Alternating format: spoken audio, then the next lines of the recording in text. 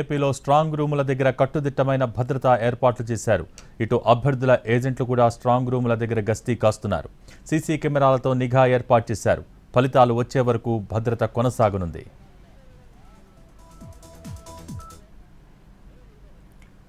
ఏపీలో స్ట్రాంగ్ రూముల దగ్గర కట్టుదిట్టమైన భద్రతా ఏర్పాట్లు చేశారు. దీనికి సంబంధించి కర్నూలు నుంచి మా ప్రతినిధి చంద్రశేఖర్ మరిన్ని డీటెయిల్స్ అందించడానికి లైవ్ ద్వారా సిద్ధంగా ఉన్నారు.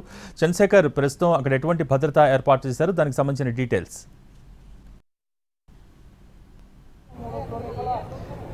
Thank you Bhogi.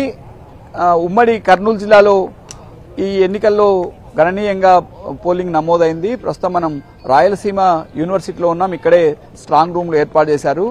ఉమ్మడి కర్నూలు జిల్లాలో 8 నియోజకవర్గాలకు సంబంధించి కర్నూలులో స్ట్రాంగ్ రూమ్లు ఏర్పాటు చేశారు. అట్లాగే నంద్యాలలో 6 నియోజకవర్గాలకు సంబంధించి నంద్యాలలోనే స్ట్రాంగ్ రూమ్లు ఏర్పాటు చేశారు. ఇక్కడ 21 రోజుల పాటు ఈవీఎంలను వీవీప్యాట్లను సురక్షితంగా ఉంచేందుకు అవసరమైన అన్ని ఏర్పాట్లు చేశారు. భారీ బందోబస్తు కూడా ఏర్పాటు చేశారు. మనం చూడొచ్చు, ఇప్పటికే దాదాపు అన్ని నియోజకవర్గాలకు సంబంధించిన ఈవీఎంలను స్ట్రాంగ్ రూమ్లో చేర్చారు.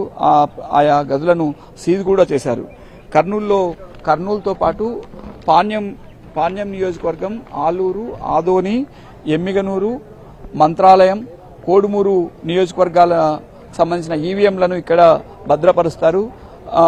నంద్యాల జిల్లాలో నంద్యాల, ఆళ్లగడ్డ, బనగానపల్లి, డోన్, నందికొట్కూరు, శ్రీశైలం నియోజకవర్గాలకు సంబంధించిన ఈవీఎంలను నంద్యాలలో శాంతిరాం ఆర్జీఎం ఇంజనీరింగ్ కళాశాలలో భద్రపరుస్తున్నారు. ఈ 21 రోజుల పాటు రాజకీయ పార్టీలకు చెందిన ప్రతినిధులు ఈవీఎంలకు సంబంధించి ఎలాంటి అనుమానాలనైనా సరే నివృత్తి చేసుకునేందుకు ఏర్పాట్లు చేశారు. ఎప్పుడైనా ఏ క్షణమైనా సరే అభ్యర్థులు లేదా వారి ప్రతినిధులు అక్కడికి వెళ్లి వారి అంటే ఆయా నియోజకవర్గాలకు సంబంధించిన ఈవీఎంలలో ఏవైనా అనుమానాలు ఉంటే నివృత్తి చేసుకోవచ్చు. ఇక్కడ 3 అంచెల భద్రత ఏర్పాటు చేశారు. అంటే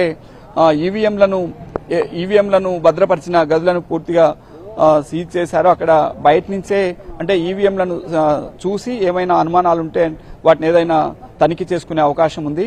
లేదా రాత్రి వేళల్లో కూడా అవసరమైతే వారు ఇక్కడ పడుకొని వాటి కాపలాగా ఉండే అవకాశం కూడా ఉంది.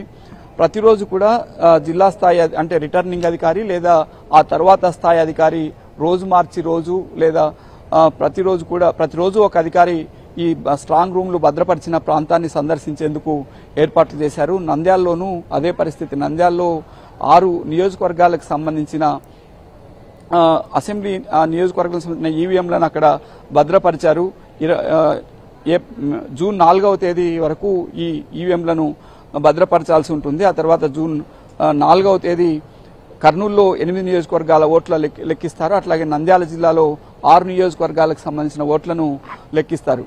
మొత్తం మీద నంద్యాల జిల్లాలో గణనీయంగా ఓట్లు పోలయ్యాయి.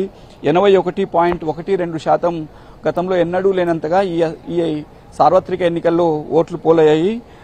కర్నూలు జిల్లాలో 75.83% ఓట్లు పోలయ్యాయి. అత్యధిక శాతం ఓట్లు పోలు కావడంతో అభ్యర్థుల్లో కూడా ఉత్కంఠ నెలకొంది. తమ భవితవ్యం ఈవీఎంలో ఉంది. ఎప్పుడు జూన్ 4వ తేదీ వరకు కూడా ఈ టెన్షన్ను భరించలేని పరిస్థితి అభ్యర్థుల్లో కనిపిస్తోంది. ఇప్పటికే ఆయా పార్టీల శ్రేణులు కూడా తమ నియోజకవర్గాల్లో పోలైన ఓట్లకు సంబంధించి లెక్కలు తీసి గెలుపు ఓటంలను అంచనా వేసే పనిలో ఉన్నారు. ఎక్కువ ఓట్లు పోలు కావడంతో ఎవరికి విజయావకాశాలు ఉంటాయనే అంశాలపైన ఎవరి వాదన వారు వినిపిస్తున్నారు. మొత్తం మీద జూన్ 4వ తేదీ వరకు ఆ అభ్యర్థులు తమ టెన్షన్ ని భరించాల్సి ఉంటుంది. ప్రస్తుతం మనం రాయలసీమ యూనివర్సిటీలో చూసాం ఇక్కడ భద్రతా ఏర్పాట్లు. ఇక్కడ జిల్లా కలెక్టర్ సృజన ఈ భద్రతా ఏర్పాట్లపైన కూడా లోపల అధికారులతో సమీక్షిస్తున్నారు. 21వ తేదీ వరకు ఇక్కడ ఎలాంటి విధులు నిర్వర్తించాలి, ఏ విధంగా ఈవీఎంలకు సంబంధించి భద్రతా చర్యలు చేపట్టాలనే విషయం పైన అధికారులకు స్పష్టమైన సూచనలు ఇస్తున్నారు. ఆయా పార్టీలకు సంబంధించిన అభ్యర్థులు ఎప్పుడైనా సరే ఇక్కడికి వచ్చి తనిఖీ చేసుకోవచ్చని వారు స్పష్టం చేశారు. ఇక్కడ ఇది తాజా పరిస్థితి. Thank you Chandrasekhar.